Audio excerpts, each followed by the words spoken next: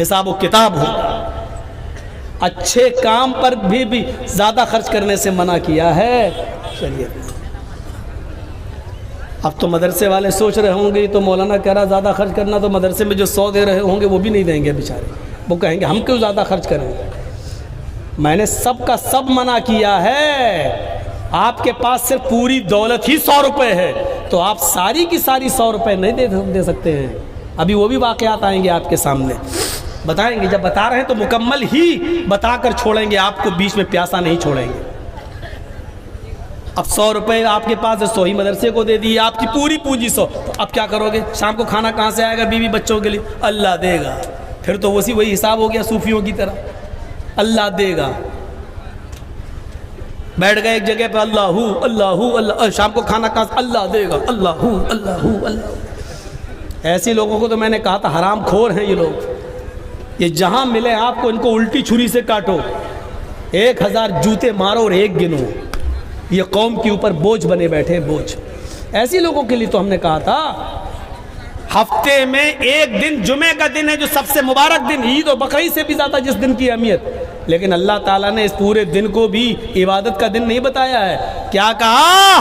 فَإِذَا قُضِيَتِ الصَّلَاةُ فَانتَشِرُوا فِي الْأَرْضِ. جب جمعے کی نماز پڑھ لی اور جمعے کی نماز مکمل ہو گئی تو اب مسجد میں کیوں بیٹھے ہو؟ ہٹو یہاں سے, نکلو یہاں سے, جاؤ. کہاں؟ فَانتَشِرُوا فِي الْأَرْضِ, زمین کے اندر پھیل جاؤ. کیوں؟ وَابْتَغُوا مِن فَضْلِ اللَّهِ, اللہ نے جو رزق اتارا ہے, جو روزی اتاری ہے, اس کو تلاش کرو. اپنے بیوی بچوں کے لیے محنت کرو, مزدوری کرو اور ان کو کھلاؤ پلاؤ. یعنی لوگوں کے حرام ٹکڑوں پہ مت پلو, ان کے اوپر بوجھ مت بنو, بلکہ اپنی بیوی اور بچوں کے لیے کماؤ. اللہ کا حق ادا ہو گیا, اب مسجد میں مت بیٹھو, اب بندوں کا حق ادا کرنے کے لیے باہر نکلو اور محنت کرو, مزدوری کرو. اب یہ بیٹھا ہوا ہے اللہ, سجدے پہ سجدے ٹھونکتا جا رہا ہے, اللہ اللہ سبحان اللہ سبحان اللہ, تسبیح رٹ رہا ہے, مالائیں جپ رہا ہے. ادھر دوسرے لوگ پیدا ہو گئے, رام رام رام رام رام رام رام رام, ادھر ہرے رام کر رہے ہیں, ادھر اللہ اللہ اللہ اللہ کر رہے ہیں.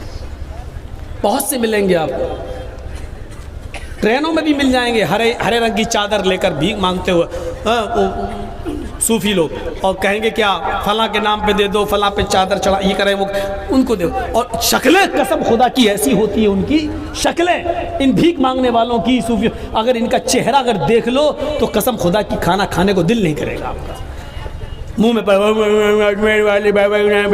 تمباکو بھری, اجمیر والے بابا, ایسے ان کے منہ سے جملے تک نہیں نکل پاتے صحیح سے. چہرے پہ ایسی آپ دیکھ کے دنگ رہ جائیں گے ان کے چہرے دیکھ کر. ابو الہیثم انصاری کے اس واقعے کو سامنے رکھیے. اس کے بعد اللہ کے نبی صلی اللہ علیہ وسلم نے ایک روٹی اٹھائی اور اس روٹی کے اوپر 2 بوٹیاں رکھی. ایک روٹی اٹھائی. اب سنو, دیسی مرغا یا مٹن سامنے آ جائے تو بھوک دگنی, اپنے گھر پہ جتنا کھاتے ہو اس سے ڈبل کھانے والوں سنو. اس پوزیشن میں اللہ کے نبی نے صرف ایک روٹی اٹھائی. روٹی کا سائز اللہ کی قسم ہمیں نہیں معلوم کتنا ہے. بخاری کی حدیث میں صرف خبز کا لفظ آیا ہے, خبز النکرہ. ایک روٹی اٹھائی. روٹیاں چھوٹی بھی بنتی ہیں اور بڑی بھی بنتی ہیں. آپ لوگوں کے علاقے میں چھوٹی روٹی بنتی ہے, ہمارے ویسٹ یو پی کی طرف آ جاؤ, مغربی یو پی میں تو بڑے سائز کی روٹیاں بنائی جاتی ہیں. ہمیں سائز نہیں معلوم کہ وہ کتنی بڑی روٹی تھی, ہمیں نہیں معلوم, نہ حدیث کی کتابوں میں اس روٹی کا سائز ہے. چھوٹی بھی ہو سکتی ہے, بڑی بھی ہو سکتی ہے, لیکن نقدے کا لفظ یہ بتلا رہا ہے کہ ایک روٹی اللہ کے نبی نے اٹھائی اور اس روٹی کے اوپر گوشت کی 2 بوٹیاں رکھی اور کہا, اے ابو الہیثم, اس ایک روٹی کو جس پہ میں نے 2 بوٹیاں رکھی ہیں یہ لے جاؤ اور میری بیٹی فاطمہ کو دے آؤ.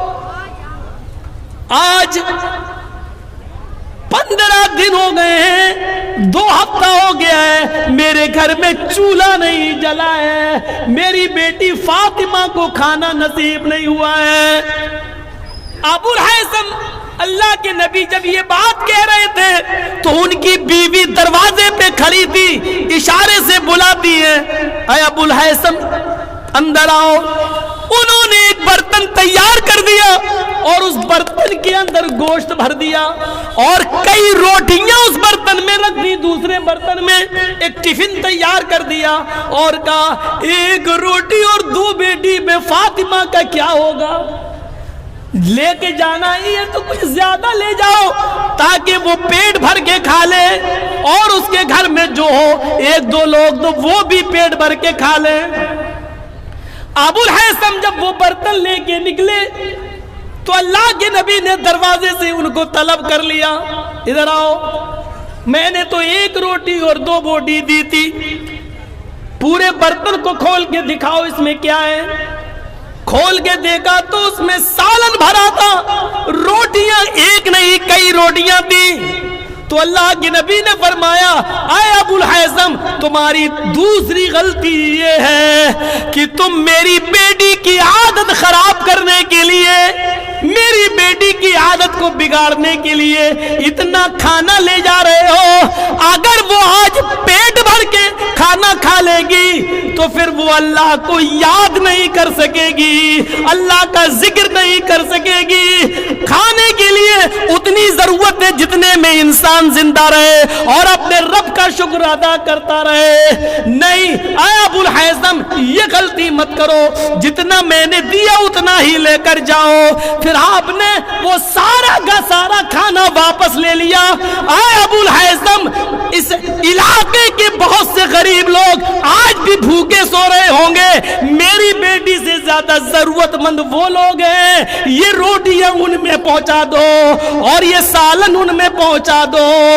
جب تم نے پورا بکرا ہی ذبح کر دیا تو اپنے گھر کے ساتھ ساتھ غریبوں کا بھی خیال رکھو اور ان کو بھی پہنچاؤ اور میری بیٹی کو اتنا ہی دو جتنی اس کی ضرورت۔ اب کیسے لگ رہے ہیں؟ مجھے تو معلوم ہے تقریر میری بس جب تک ہو رہی ہے تب تک کے لیے آپ سوچنے پہ مجبور ہیں، لیکن کل آپ جہاں جائیں گے، آج ہی جن کے مہمانی میں آئے ہوں گے تو کل صبح اس کے ہاں بھر پیٹ ناشتہ ہی کر کے جائیں گے، بھوکے پیٹ نہیں جائیں گے، معلوم ہے۔ وہ بھی بھوکا پیٹ نہیں جانے دے گا بیچارہ، کیونکہ کل اس کے علاقے میں بھی جلسہ ہونا ہے، ادھر آپ بھی تو جاؤ گے، ادھر وہ بھی تو، پھر ادھر آپ بھی جاؤ گے۔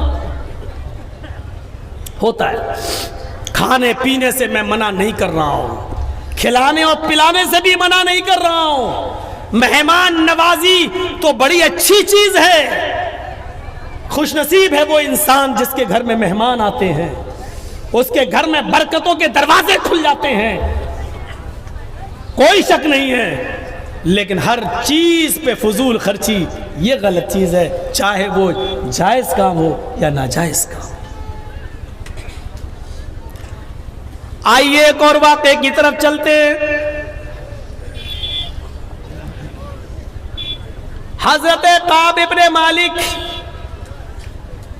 یہ ان صحابیوں میں سے تھے جو غزوہ تبوک میں شرکت نہیں کر سکے تھے اور جنہوں نے اللہ کے نبی کو صحیح بات بتا دی تھی کہ ہم سستی کر گئے اور اپنی غلطی کی وجہ سے جنگ میں شرکت نہیں کر سکے، جس کے بعد اللہ کے نبی نے ان کا بائیکاٹ کر دیا تھا، لوگوں کو منع کر دیا تھا۔ سنیے جو بات ہم بتانے جا رہے ہیں وہ اب سنیے۔ اللہ کے نبی نے لوگوں کو کہہ دیا تھا کہ کوئی بھی آدمی کعب ابن مالک سے سلام نہ کرے۔ کعب ابن مالک کا فیصلہ اللہ رب العالمین کرے گا۔ اللہ کی طرف سے جب ان کی توبہ قبول ہو جائے گی اور اللہ تعالیٰ جب بتا دے گا کہ ان کی توبہ قبول کر لی گئی ہے تب ان سے کے لیے راستہ کھولا جائے گا، ابھی کوئی ان سے سلام کلام نہیں کرے گا۔ اب لوگ ان سے سلام نہیں کرتے تھے، یہی جب مسجد میں نماز پڑھنے آتے تو سلام کرتے۔ صحابہ کرام نے اللہ کے نبی سے پوچھا اے اللہ کے نبی ہم تو سلام نہیں کرتے کعب ابن مالک سے، لیکن کعب ابن مالک جب ہمیں ملتے تو وہ سلام کر لیتے۔ تو کیا میں ان کے سلام کا جواب بھی نہ دوں؟ تو اللہ کے نبی نے فرمایا تم ان سے سلام نہ کرو، لیکن اگر وہ سلام کر لیں تو اس کا جواب دے دو۔ 8-10 دن گزر گئے، کچھ دنوں کے بعد اللہ کے نبی نے ایک اور حکم عائد کر دیا، اے کعب ابن مالک، تمہارے لیے دوسرا حکم نافذ کیا جا رہا ہے، آج کے بعد تم مسجد میں نماز نہیں پڑھ سکتے ہو۔ مصیبتیں دیکھیے، مصیبت صرف ایک نافرمانی، ایک جنگ میں جانا تھا، سارے صحابہ چلے گئی، یہ سوچنے لگے میرا گھوڑا تو بہت اچھا ہے، تندرست ہے، ارے ہم تو صبح پہنچ جائیں گے، یہ لوگ جا رہے جانے دو، ہم تو دیر میں نکلیں گے، صبح پہنچ جائیں گے، ان کے ساتھ پہنچ جائیں گے۔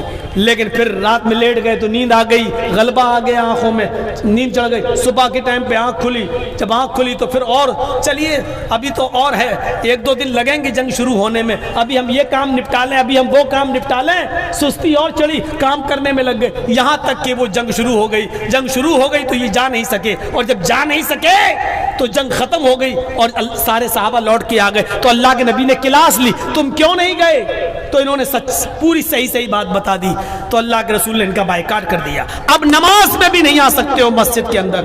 کہا اللہ کے نبی پھر میں کیا کروں؟ کہا اپنے گھر میں تم نماز پڑھو گے، مسجد میں نماز پڑھنے کے لیے تمہارے دروازے بند، اللہ رب العالمین نے تمہارے لیے یہی حکم نافذ کیا ہے۔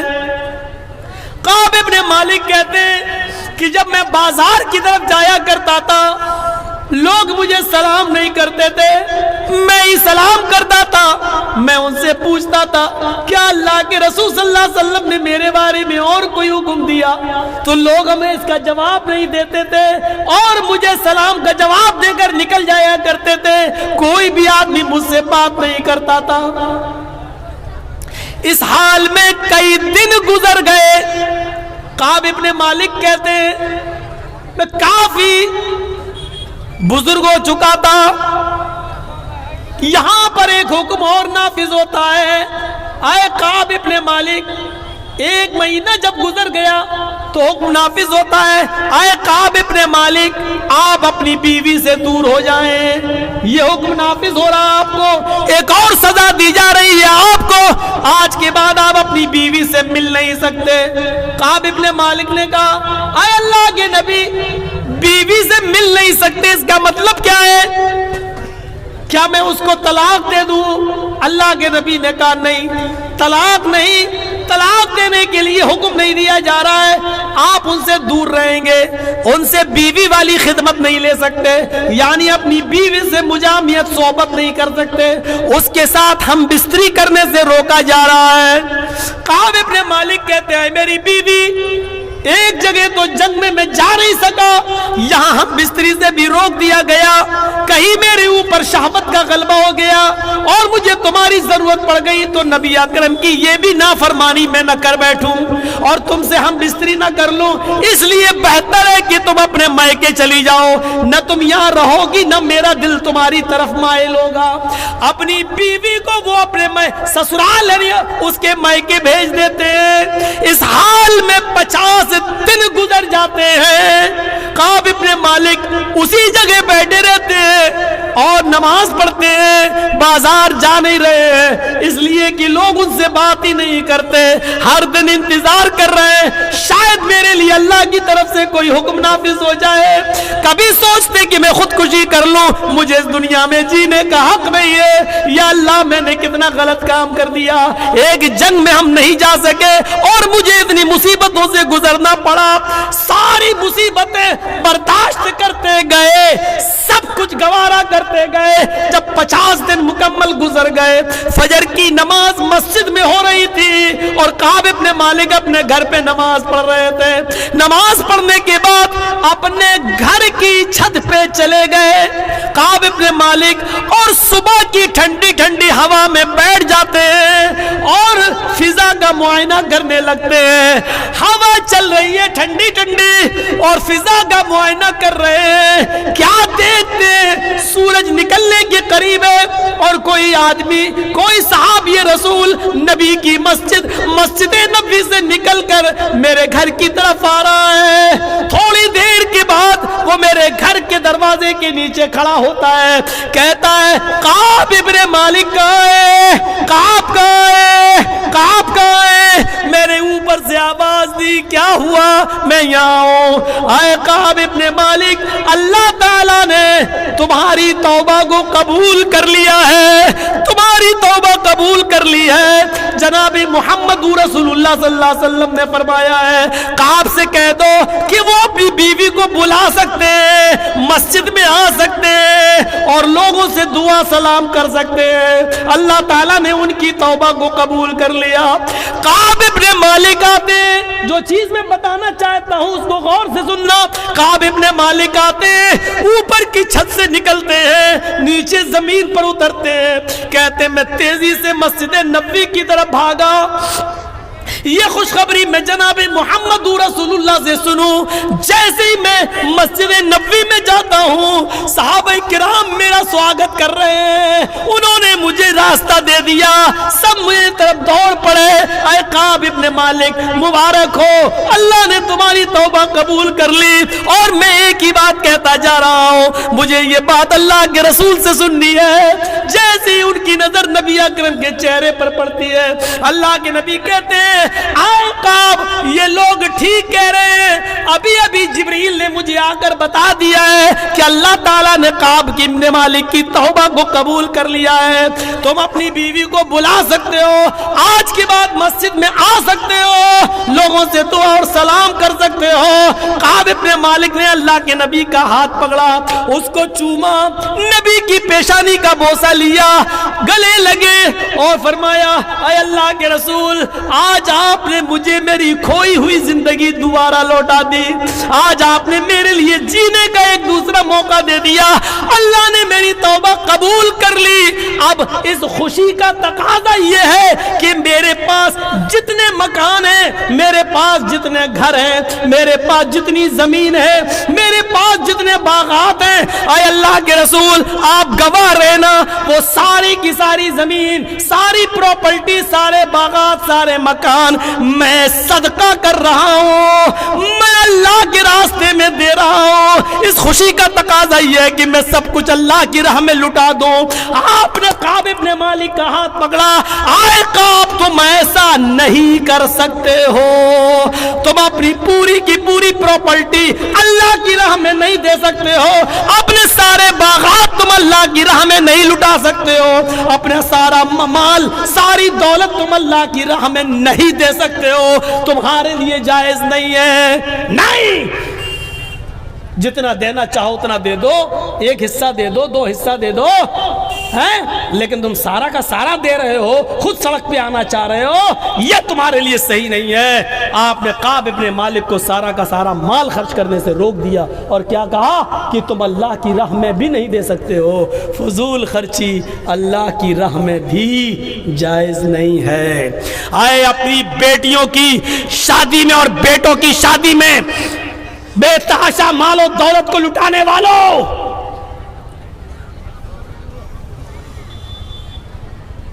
بے ہزاروں سینکڑوں ٹن کھانا بنا کر برباد کرنے والوں, 10 اور 15 لوگوں کے بیچ میں نکاح ہو سکتا ہے, 500 آدمیوں کی بارات لے جا کر لڑکی والوں کے گھر میں چور اور ڈاکوؤں کی طرح بنا کر لے کر کھلانے والوں, سنو, جب اللہ کی راہ میں سارا مال نہیں دیا جا سکتا ہے تو تمہاری سیاری و مکاری میں فضول خرچی جائز کیسے ہو سکتی ہے, یہاں کیسے جائز ہو سکتی ہے؟ کبھی ہم نے غور کیا ہے, سوچا ہے ہم نے؟ اس بات کا احساس نہیں ہوتا ہے.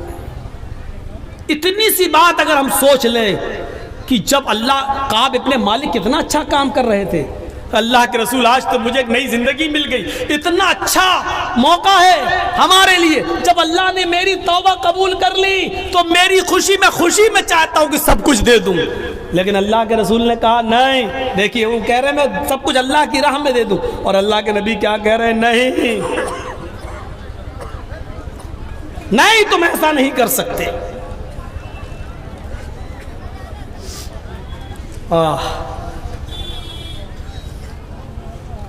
ایک عورت جس کے پیٹ میں بچہ ہے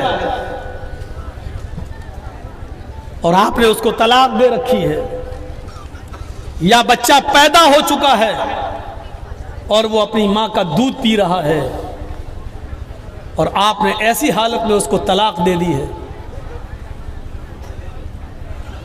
تو ادھر بھی قرآن ایک حکم نافذ کر رہا ہے، وَعَلَى الْمَوْلُودِ لَهُ رِزْقُهُنَّ وَكِسْوَتُهُنَّ، اور لڑکے کے باپ کے اوپر یہ ضروری ہے، کیا ضروری ہے؟ جس کا لڑکا ہے یعنی باپ کے لیے جس نے طلاق دے دی ہے، کہ جب تک وہ بچہ اپنی ماں کا دودھ پیے رہا ہے، رزقہن و کسوتہن بالمعروف، اس عورت کا رزق یعنی اس عورت کا کھانا پانی اور اس کا کپڑا یہ باپ کی ذمہ داری ہے، یہ مرد کی ذمہ داری ہے کہ وہ اس عورت کو دے گا جس کے پاس بچہ ہے، اور اگر وہ دودھ پلا رہی ہے تو دودھ پلانے کا خرچہ بھی دے گا۔ طلاق ہو گئی، عدت 3 مہینے گزر گئی، لیکن چونکہ ابھی وہ بچے کو دودھ پلا رہی ہے اور بچہ ماں کا دودھ پی رہا ہے، تو اس پر بھی قرآن کیا کہہ رہا ہے؟ رزقہن و کسوتہن بالمعروف، اس بچے کے باپ کے اوپر یہ ذمہ داری عائد ہوتی ہے کہ جب تک وہ عورت جس کو طلاق دے دی ہے 3 مہینے گزر جانے کے بعد بھی وہ تمہارے بچے کو جب دودھ پلا رہی ہے، تو جب تک وہ تمہارے بچے کو دودھ پلا رہی ہے، اس کی روزی روٹی، اس کے کھانے پینے کا خرچ اور اس کا کپڑا لتے کی ذمہ داری لڑکے کے باپ کے اوپر عائد ہے۔ لیکن اس میں بھی ایک شرط لگا دی، بالمعروف، معروف طریقے سے۔ سماج میں کھانے پینے کا جو چلن چل رہا ہے اور پہننے کا لباس کا جو چلن چل رہا ہے، اس طور طریقے پر اگر عورت یہ چاہے کہ ہم بریانی کا خرچہ مانگیں اور سماج کے اندر دال چاول کھانے کا رواج ہے، تو آپ کو دال چاول کا خرچہ دینا ہے، سماج کے حساب سے چلنا ہے۔ اس عورت کے لیے آپ بریانی کا انتظام نہیں کریں گے، اس کو چکن اور مٹن نہیں، بالمعروف کہہ کر یہ بتا دیا کہ اس اچھے کام کے اندر بھی تمہیں فضول خرچی نہیں کرنا ہے۔ تمہارے سماج میں اگر 150 اور 200 روپے کی ساڑی عام طور پہ عورتیں پہنتی ہے تو تم 1000 کا سوٹ نہیں دو گے، وہی 150 اور 200 کی ساڑی اس عورت کو پہناؤ گے، اس میں فضول خرچی نہیں کر سکتے ہو۔ او لوگوں، لڑکا میرا ہے، وہ میرے بچے کی ماں ہے، آج ہم نے طلاق دے دی ہے، وہ بچہ میرے پاس آنا ہے، اس کی ماں الگ ہوگی، وہ بچہ تو میرا مانا جائے گا، لیکن ہم چاہیں کہ اس بچے کی پرورش میں زیادہ سے زیادہ خرچ کر دیں اور اس کی ماں کو بجائے دال چاول کے بریانی کھلائیں، مرغ و مسلم کھلائیں۔ قرآن کہتا ہے یہ فضول خرچی ہے، تمہیں اپنے سماج کے طور طریقے پر چلنا ہوگا، تمہیں اپنے معاشرے کے اور سماج کے راستے پہ چلنا ہوگا، دستور کے مطابق وہاں جو کھانے پینے کا چلن ہے وہی کھلانا اور وہی پہنانا ہوگا، تو حد سے آگے اس معاملے میں نہیں بڑھ سکتے ہو۔ یہاں پر بھی دیکھ لیجیے اللہ رب العالمین نے ایک قانون، ایک نیم بنا دیا کہ ادھر بھی فضول خرچی تم نہیں کر سکتے ہو۔ میں وید اور رامائن اور منتروں کی طرف اس لیے نہیں جا رہا ہوں کہ وہ سب آپ سن چکے ہیں،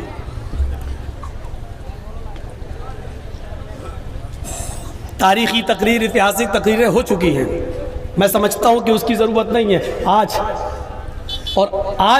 کی طرح قرآن کی آیتیں تو شاید میں کسی جلسے میں پڑھی بھی نہیں ہے، صرف قرآن کی آیتیں بھی لے کے چل رہا ہوں۔ ابھی آپ رکیے، ابھی دیکھتے جائیے۔ قاب ابن مالک نے سب خرچ کرنا چاہا، وہاں روک دیا۔ یہاں اللہ تعالیٰ نے دستور کے مطابق عورت کو کپڑا اور کھانا دینے کا حکم دیا، ادھر بھی فضول خرچی سے روکا۔ آئیے ایک واقعہ اور اس کے بعد ہم دوسری طرف آتے ہیں۔ ایک واقعہ اور، حضرت سعد ابن ابی وقاص بیمار ہو گئے۔ بخاری اٹھائیے، حضرت سعد ابن ابی وقاص بیمار ہوئے، اللہ کے رسول کو پتا چلا کہ حضرت سعد کی طبیعت خراب ہو گئی، اللہ کے رسول ان کی عیادت کے لیے ان کے گھر گئے۔ اے اے اس واقعے سے تو آنکھیں پھٹی کی پھٹی رہ جائیں گی۔ اللہ کے نبی جب ان کی عیادت کے لیے گئے تو حضرت سعد نے حضرت محمد الرسول اللہ کا ہاتھ پکڑ لیا اور کہنے لگے، جملے دیکھیے، اے اللہ کے رسول میری بات کو ذرا غور سے سننا، اب مجھے کئی بیماریاں لاحق ہو گئی ہیں، نہیں لگتا کہ میں اس بیماری میں بچوں گا۔ خیر موت و زندگی تو اللہ کے ہاتھ میں، جو آیا ہے اس کو ایک دن جانا ہے۔ اللہ کے نبی کہتے ہیں سعد تم جو کچھ بھی بول رہے ہو اس میں کچھ بھی جھوٹ نہیں ہے، جو آیا ہے اس کو جانا ہے۔ تم کہہ رہے ہو کہ اس بیماری میں اب مجھے بچنے کی امید کم ہے، تو امیدیں دنیا لگاتی ہے، شفا دینے والا اللہ ہے، جب وہ تمہیں شفا دینا چاہے گا تو شفا دے دے گا، اور جب اپنے پاس بلانا چاہے گا تو ہماری دعائیں بھی تمہارے کوئی کام نہ آئیں گی۔ اے سعد تم کچھ اور بات کرنا چاہتے ہو تو بتاؤ۔ ہاں اے اللہ کے نبی موت و زندگی کا تو کوئی بھروسہ نہیں، لیکن آج مجھے ایک بات کہنی ہے۔ اے اللہ کے نبی میری ایک بیٹی ہے، بس صرف میری ایک بیٹی ہے، میں اس کی شادی سے فارغ ہو چکا ہوں، وہ بھی پرائے گھر کی ہو چکی ہے، وہ بھی شوہر والی ہے، اس کے بھی بچے ہیں، وہ اپنے سسرال جا چکی ہے، وہ اپنے شوہر کے پاس خوش ہے۔ اے اللہ کے رسول میرے پاس میرا ایک یہ مکان ہے، ایک اور مکان ہے، میرے پاس 2-3 باغات بھی ہیں، میرے پاس اس کے علاوہ بھی کوئی ملکیت ہے۔ میں چاہتا ہوں کہ میری بیٹی کا تو نکاح ہو گیا ہے، اب تو کوئی ہے نہیں، اس لیے میں چاہتا ہوں کہ انتقال سے پہلے میں سارا کا سارا اپنے گھر اور اپنے مکان اور اپنی ملکیت اور اپنی پراپرٹی زمین و جائیداد اللہ کے نام پہ خرچ کر دوں، فی سبیل اللہ لٹا دوں، سب صدقہ کر دوں۔ اے اللہ کے نبی کیسا رہے گا؟ اگر یہ صحیح ہے تو میں آپ کو دے دیتا ہوں، آپ اس کو دینی کام میں جہاں لگانا چاہیں لگا دیں۔ اللہ کے نبی فرماتے ہیں ایسا تم ایسا ہرگز نہیں کر سکتے۔ بخاری کے الفاظ پر غور کرنا، ایسا تم ایسا ہرگز نہیں کر سکتے۔ کہا اللہ کے نبی میں چاہتا ہوں کہ اپنی زندگی میں کچھ نہ کچھ صدقہ کر لوں، کیا میں سارا کا سارا نہیں دے سکتا؟ اللہ کے نبی فرماتے ہیں نہیں، ایسا تم سارا کا سارا نہیں دے سکتے۔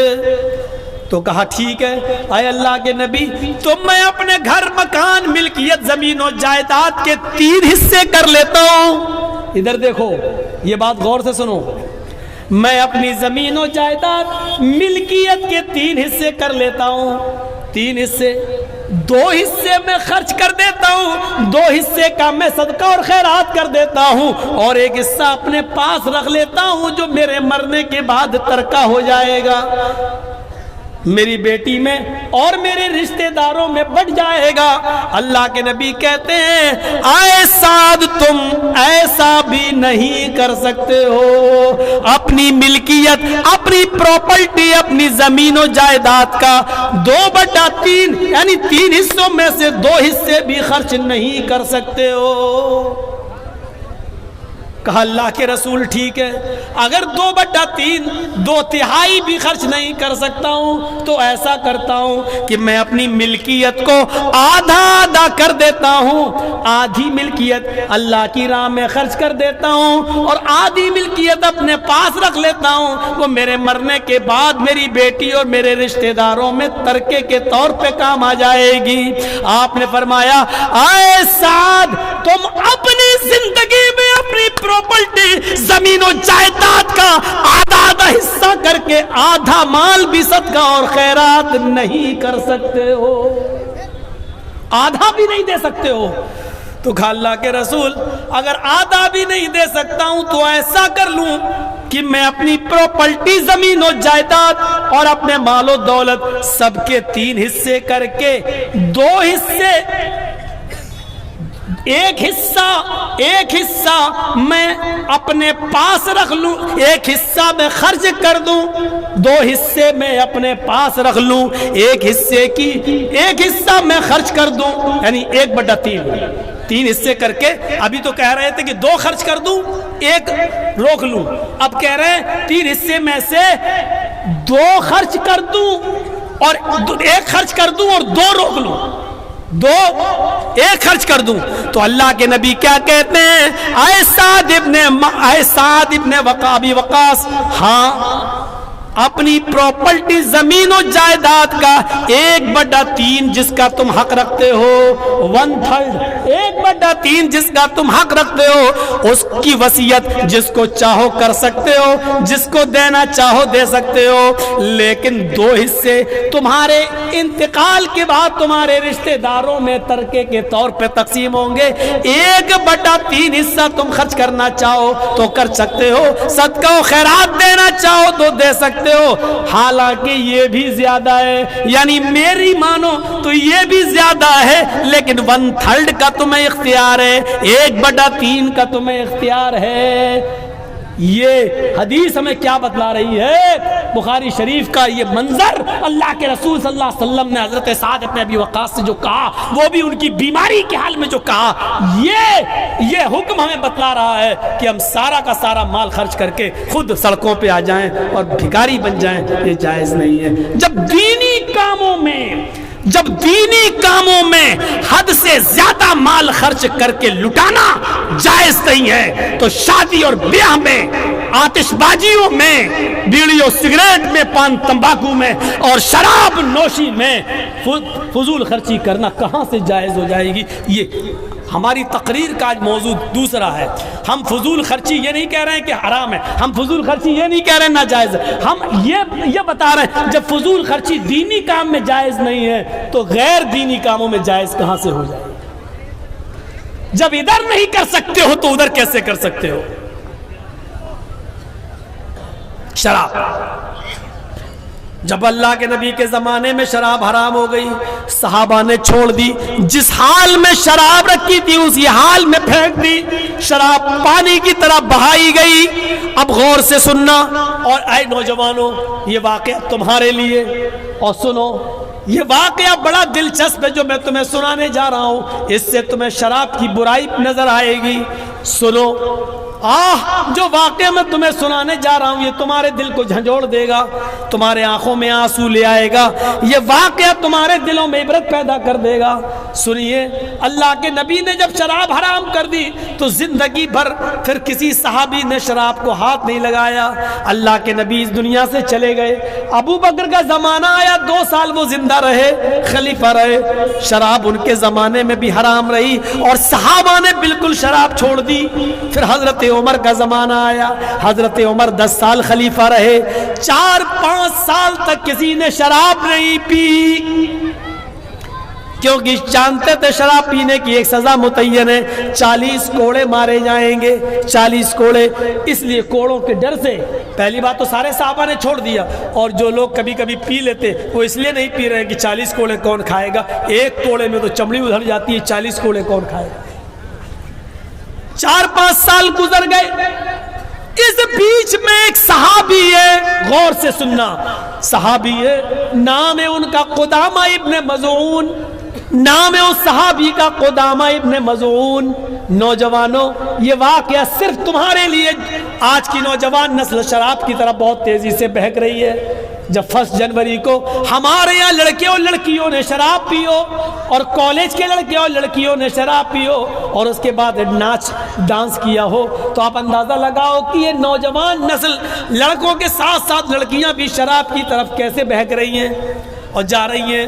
سنیے، قدامہ ابن مظعون جو بہت بوڑھے ہو چکے ہیں اور ان کو 20 بیماری ملوث ہے، 20 بیماری میں ملوث ہیں، ان کو سر میں درد بھی رہنے لگا، ان کو پیٹ میں درد بھی، ہڈیوں میں درد بھی. وہ کبھی کبھی اٹھتے تو مسجد میں چلے جاتے اور کبھی بیچارے گھر ہی پہ نماز پڑھ لیتے اپنے بستر پر. ایک رات میں ان کو درد ہونے لگا. یہ واقعہ سننے سے پہلے یہ چیز ذہن میں رکھنا، قدامہ ابن مظعون کو 20 بیماری تھی. 20 بیماریوں نے ان کو گھیر لیا۔ ایک دن ان کو درد ہونے لگا، بہت بوڑھے ہو چکے ہیں، ایک دن ان کو درد ہوا رات میں، اور وہ درد اتنا تیز تھا کہ برداشت سے باہر ہو گیا، اور وہ چیختے رہے، چلا رہے، درد میرا برداشت نہیں ہو رہا ہے۔ اس رات میں کہاں حکیم ملیں گے، کہاں ڈاکٹر ملے گا، اور اس زمانے میں کوئی ایسی دوا بھی نہیں تھی کہ جو درد کو فوراً بند کر دے۔ ہمارے ہاں تو ایک راستہ ہے، بہت تیز درد ہو رہا ہو تو رات میں کہاں جائیں گے ڈاکٹر کے پاس، یہ نیند کی ٹیبلٹ رکھی ہوئی ہے، اس کو کھا لو، کم سے کم نیند آ جائے گی، سو جائیں گے، صبح پھر ڈاکٹر کو دکھایا جائے گا۔ سن لیجئے، بغیر کسی ڈاکٹر کے مشورے کے اور بغیر کسی بڑے ڈاکٹر کے نیند کی گولی لکھے ہوئے اپنی مرضی سے جو لوگ نیند کی ٹیبلٹ درد کی وجہ سے کھا کے سو جاتے ہیں رات میں، یہ بھی شراب پینے کے حکم میں داخل ہے۔ نوٹ کریے گا میری بات کو، اگر آپ کو کسی ڈاکٹر نے نہیں بتایا اور آپ نے اپنی مرضی سے ٹیبلٹ کھا لی تو آپ نے ٹیبلٹ نہیں کھائی ہے، آپ نے شراب پی ہے۔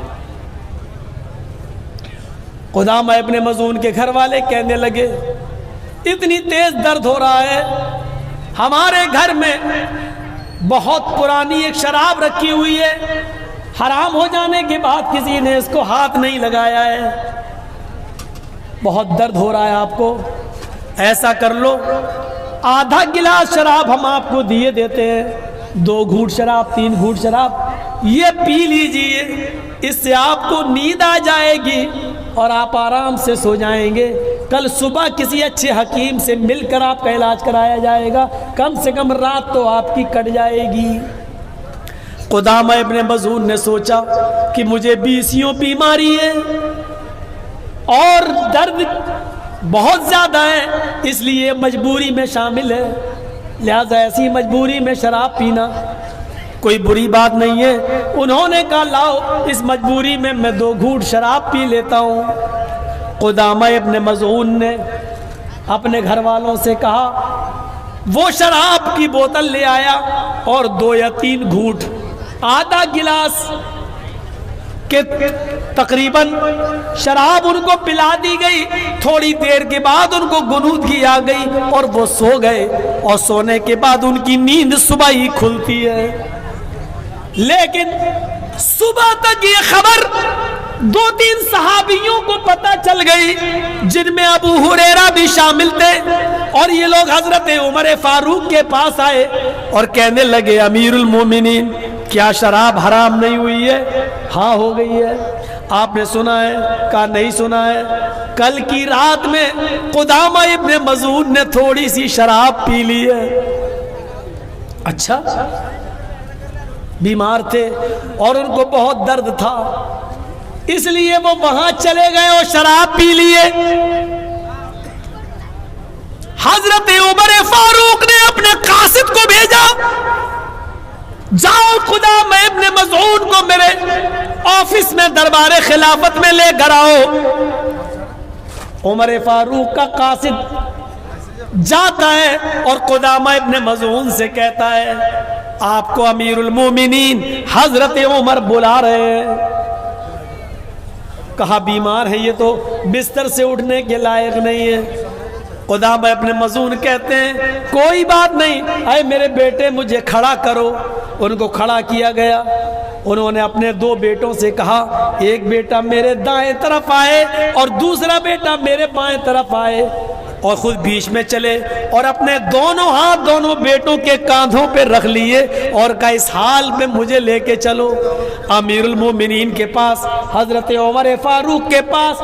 اس حال میں ان کو لے کر جایا گیا۔ حضرت عمر نے ان کو دیکھا، فرمایا، اے قدامہ ابن مظعون، میں نے ایسا سنا ہے کہ کل کی رات تم نے شراب پی لی، کیا یہ صحیح ہے؟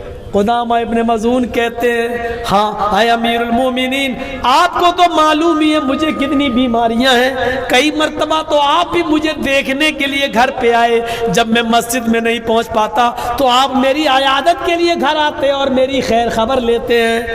آپ کو معلوم ہونا چاہیے کہ مجھے 20 بیماریوں نے گھیر لیا ہے اور اب بھی میں اپنے بچوں کے ساتھ آیا ہوں. کل رات مجھے بہت درد ہوا, میں بے چین ہو گیا اور بہت زیادہ مجبوری میں نے تھوڑی سی کل شراب پی لی. حضرت عمر نے یہ دائنا ہاتھ اٹھا کر اپنے سر پہ مار لیا. آئے قدامہ یہ تم نے کیا کیا؟ آئے قدامہ شراب پینے والے کی حد جانتے ہو کیا ہے؟ کہا ہاں معلوم ہے. اے قدامہ معلوم تھا پھر بھی تم نے شراب پی لی. شراب پینے والے کے لیے تمہارے نبی نے, اللہ کے نبی نے 40 کوڑوں کی سزا متعین کی ہے. حضرت قدامہ کہتے ہیں ہاں معلوم ہے اے امیر المومنین, لیکن آپ کو معلوم ہونا چاہیے کہ مجھے 20 بیماری ہیں اور رات میں اتنا تیز درد تھا کہ برداشت سے باہر تھا, اس لیے میں نے مجبوری میں شراب پی ہے. اس لیے میرے لیے مجبوری میں شراب کی رخصت شریعت دیتی ہے. حضرت عمر نے کہا اے قدامہ شریعت تمہیں کہاں رخصت دیتی ہے؟ اللہ کے رسول کے زمانے میں شراب حرام ہو گئی تھی. اس کے بعد جو لوگ شراب پیتے پکڑے گئے ان کو 40 کوڑے مارے گئے. کسی نے کہا مجھے بخار تھا, پھر بھی نبی نے ان کو 40 کوڑے لگائے. کسی نے کہا مجھے یہ بیماری تھی, نبی نے پھر بھی 40 کوڑے لگائے. اے قدامہ اللہ کے رسول نے کبھی کسی بیمار آدمی کو بھی شراب پینے کے بعد یہ سوچ کر نہیں چھوڑا کہ اس نے تو اس بیماری میں شراب پی لی اس لیے چھوڑ دیا جائے. تمہیں رخصت کہاں سے مل گئی؟ حضرت ابو ہریرہ کہتے ہیں اور دوسرے صحابہ اے امیر المومنین یہ بوڑھے ہو چکے ہیں اور بہت زیادہ کمزوری بھی ہے اور شراب انہوں نے بہت زیادہ مجبوری میں پی ہے, لہذا ان کو کوڑے تو نہیں مارے جانے چاہیے. حضرت عمر نے کہا بڑے بڑے جید صحابہ کو بلاؤ اور میٹنگ کرو. اسی وقت میٹنگ ہوتی ہے. حضرت عمر نے کہا اللہ کے رسول صلی اللہ علیہ وسلم کے زمانے کے بہت سے صحابہ آج بھی موجود ہیں, مجھے صرف ایک دلیل دے دو, مجھے ایک واقعہ بتا دو کہ اللہ کے رسول نے کبھی کسی مجبوری میں شراب پینے کی وجہ سے کسی کو چھوڑ دیا ہو. ہم ابھی چھوڑ دیں گے, لیکن کوئی بھی صحابی پیش نہیں کر سکا کہ اللہ کے نبی نے کسی مجبور کو مجبوری میں شراب پینے کی وجہ سے چھوڑا ہو. حضرت عمر نے کہا جب تم لوگ دلیل نہیں دے پائے تو مجھے حضرت قدامہ ابن مظعون کو کوڑے مارنا پڑیں گے.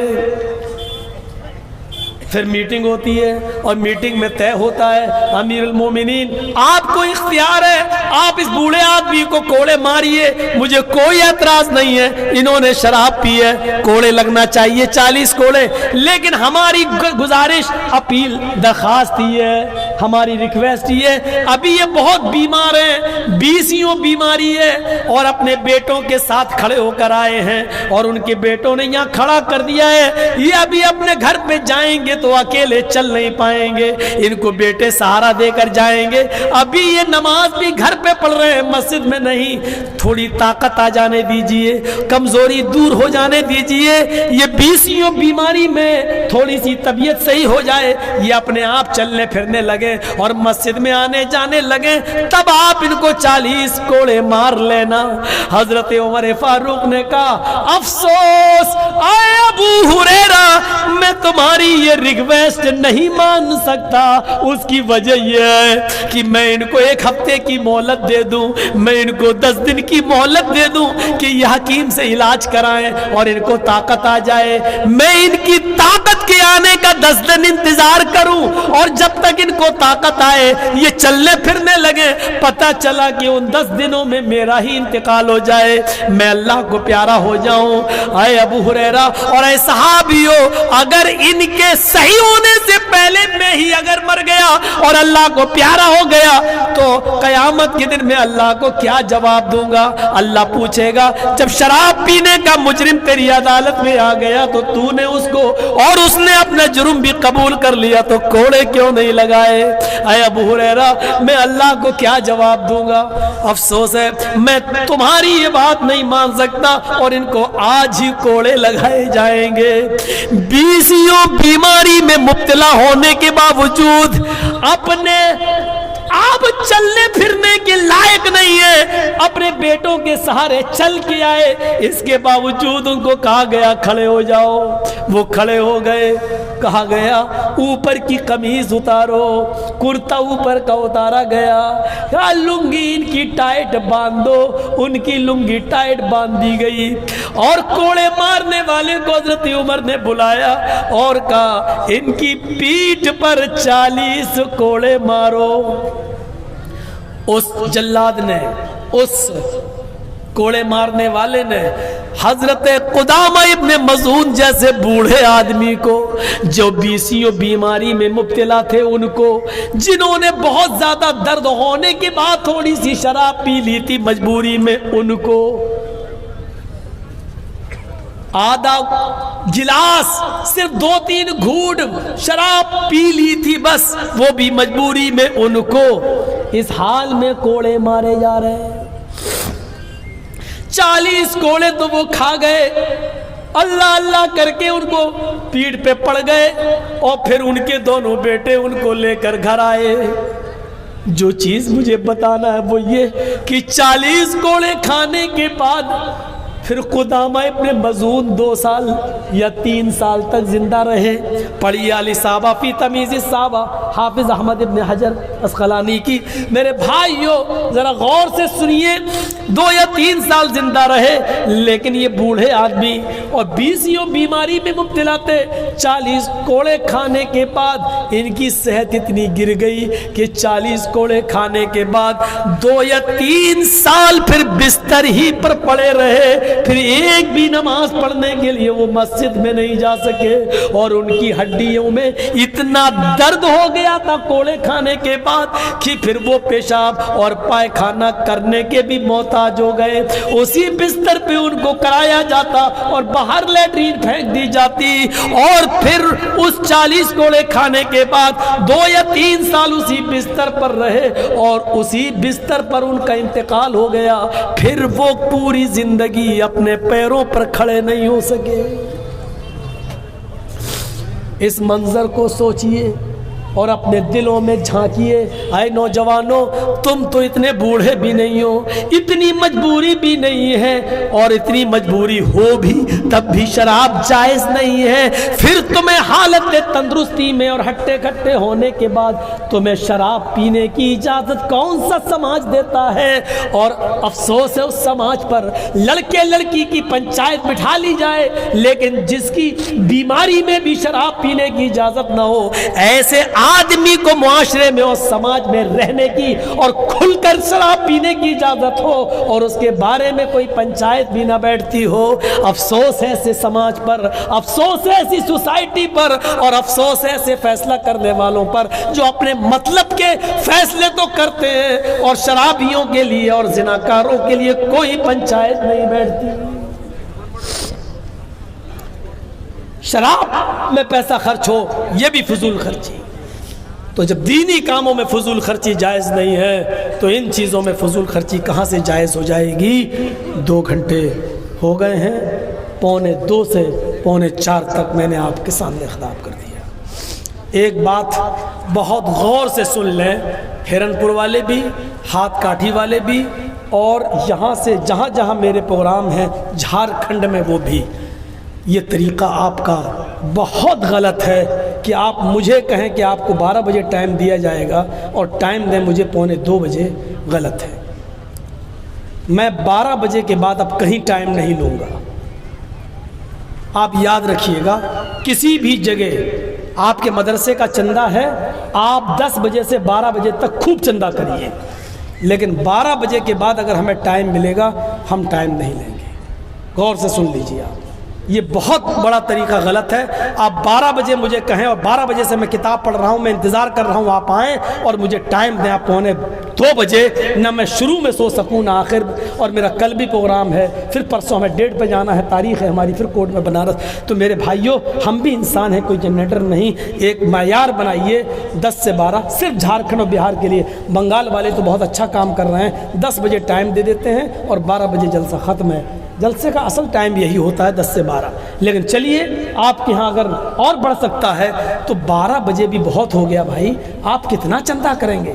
اور اتنا چندہ ہوا کہ میری تقریر ہو رہی تھی اور وہاں چندہ گنا جا رہا تھا، لیکن صبح اگر پوچھو کہ کمیٹی والوں سے تو کیا کہیں گے؟ چندہ ہی نہیں ہوا، لوگوں نے دیا ہی نہیں ہے۔ میری 20 سال کی پوری زندگی گزر گئی جلسوں میں، آج تک مجھے کسی مدرسے میں کوئی ایسا آدمی نہیں ملا جو یہ کہے کہ بہت اچھا چندہ ہوا ہے ماشاءاللہ۔ 20 سال میں ابھی تک تو مجھے کسی نے نہیں کہا کہ بہت اچھا چندہ ہوا ہے، چاہے کتنا ہو جائے وہ یہی کہیں گے ہوا ہی نہیں، مولانا بہت کم چندہ ہوا ہے، ملا ہی نہیں۔ تو یہ ناشکری بھی نہیں ہونی چاہیے، جتنا ہوا ہے یہ دعا کرو کہ اللہ تعالیٰ اسی میں آپ کا، کیونکہ آپ کو اپنے پاس تو رکھنا نہیں ہے، مدرسہ اللہ کے لیے آپ نے چلایا ہے، اللہ اس میں برکت دے گا۔ اللہ تو وہ ہے میرے بھائیوں کہ جو ایک گلاس دودھ کو 116 صحابہ کو پلوا دیا، نبی اکرم صلی اللہ علیہ وسلم نے، جو معجزہ تھا۔ تو آپ مدرسے اللہ کے لیے نیت کریے، خلوص ہو تو انشاءاللہ جتنا کم چندہ ہوگا اسی میں برکت ہوگی اور پورے سال آپ کا خرچہ چلے گا۔ اللہ تعالیٰ سے دعا کریے بار الہ ہماری خطاؤں کو معاف فرما دے، گناہوں کو بخش دے، فضول خرچی سے ہمیں بچائے، ہمارے معاشرے کی اصلاح فرمائے، ہمیں صحیح سمت میں چلنے کی توفیق عطا فرمائے، جب تک زندہ رکھے اسلام پہ زندہ رکھے، خاتمہ ہو تو ایمان پر خاتمہ فرمائے۔ وما علینا الا البلاغ المبین، وآخر دعوانا ان الحمد للہ رب العالمین۔ السلام علیکم ورحمۃ اللہ وبرکاتہ۔